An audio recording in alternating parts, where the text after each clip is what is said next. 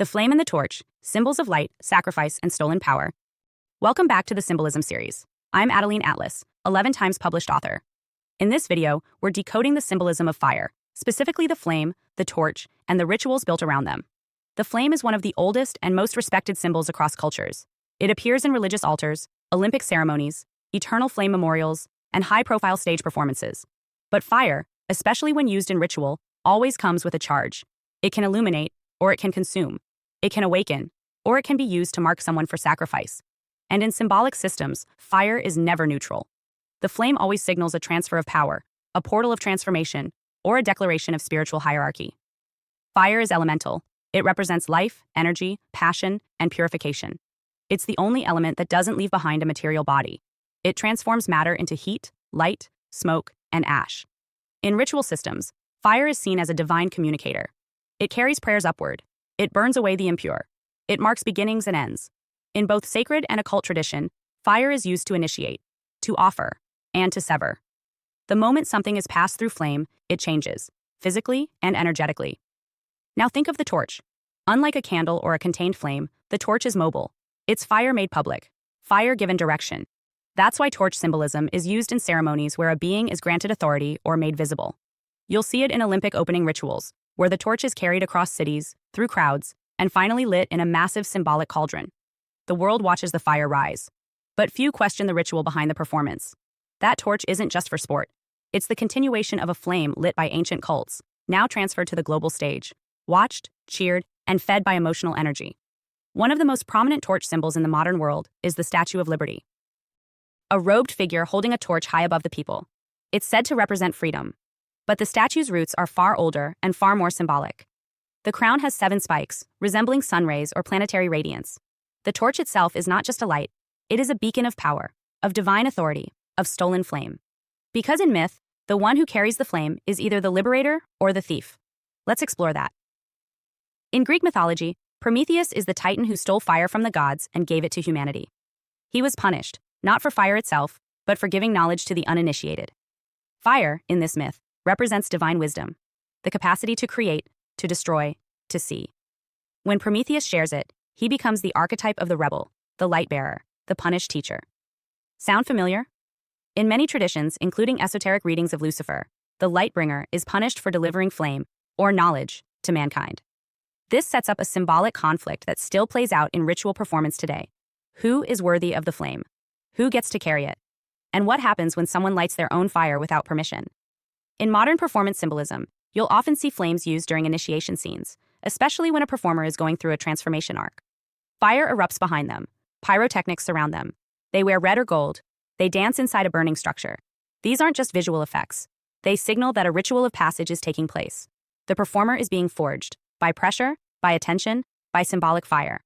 And often, the performance is timed with full moons, award shows, or numerologically significant dates. Fire marks the change. The old identity is burned away. The new one rises from the heat. This is why phoenix symbolism is often paired with flame. The phoenix dies in fire and is reborn in it. A glamorous metaphor, but it always implies a death. And in performance rituals, it's not always metaphorical. Fire is often paired with emotional breakdowns, public cancellations, or symbolic deaths, where the soul of the performer is offered in exchange for renewed fame, new contracts, or higher ritual access. The flame doesn't just purify, it consumes. The real question is, who lit the match? You'll also see eternal flames at grave sites, war memorials, or political monuments. These fires are meant to burn forever, symbolizing continuity, remembrance, or sacrifice. But in ritual terms, they are portals, anchors of energy.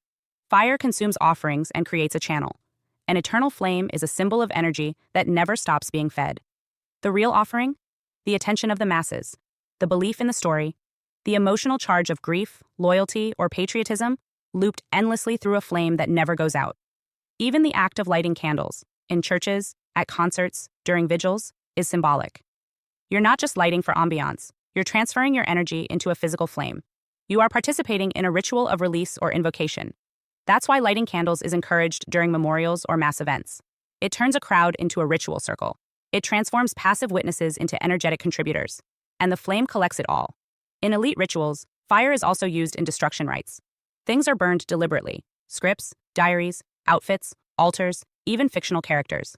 On stage or on screen, this is framed as catharsis. But symbolically, it signals severance. A life or story is being ended, often in front of an audience. And when that destruction is synchronized with performance art or public transition, the flame becomes a ritual exit. It marks that someone, or something, has been released or replaced. This brings us to the final level of flame symbolism, the light of artificial power. Fire has always represented divine spark, something from the gods. But in modern systems, that spark is being replaced with synthetic light. LED, neon, simulated fire, holographic torches. The world is being trained to accept artificial flame as real. And that's symbolic too. We're not just watching fire, we're watching control masquerading as power. Because the torch may look bright, but the real question is it burning, or is it scripted to look like it is? So how do we decode fire in symbolic systems? Ask, who is holding the flame? Who lit it? Is this flame being passed, or is it being stolen? What is the flame consuming, and what is it illuminating? Because true flame gives life, warms, and guides. Symbolic flame, in contrast, is often used to mark sacrifice, to trigger transformation, or to signal control. You weren't born to be burned for others' rituals. You were born to carry your own spark. And when you recognize how fire is used symbolically, you take back that inner flame. You become your own torch, not as a performer on a stage, but as a sovereign being who knows the power of fire and no longer gives it away. Hi, I'm Adeline Atlas. 11 times published author, and School of Soul has just released one of our most requested deep dives, the Magic and Occult series. This series is not for the faint of heart. It's for those who know there's more going on beneath the surface, behind the media, behind the family, behind the system. This series breaks the spell and hands you the map. The Magic and Occult series includes over 200 videos on 1. Entertainment or ritual. Decoding mainstream media as mass spellwork. 2. Occult families. Spot them. How generational magic and ritual lineage hides in plain sight. 3. Occult symbolism. The signs, seals, and signals used to claim, curse, or command. 4. Esoteric symbolism. Layered meaning, sacred geometry, and encoded messages. 5. Law is magic. How contracts, courts, and language are rituals of power. 6. Spells and spirits. What magic really is, and what happens when you use it. 7. Covens and lodges. Where modern ritual happens, and who's involved. 8. Destiny swapping. How rituals steal timelines, talent, or soul contracts. 9.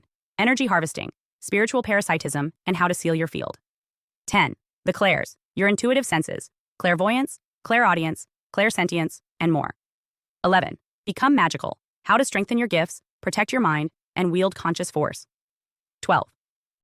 Miracles are real, divine intervention, faith portals, and supernatural reversals. 13. The chosen ones. What sets them apart and why they're always targeted. 14. The black sheep, the generational breaker, often isolated by design. 15. Targeted individuals, spiritual and technological targeting of aware souls. 16.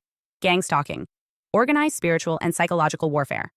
This is the most revealing, most spiritually advanced, and most protective series SOS has ever released. If you've ever felt something was off about this world, this will confirm it, and prepare you for what comes next. Your protection begins with knowledge. Join the SOS School of Soul Vault.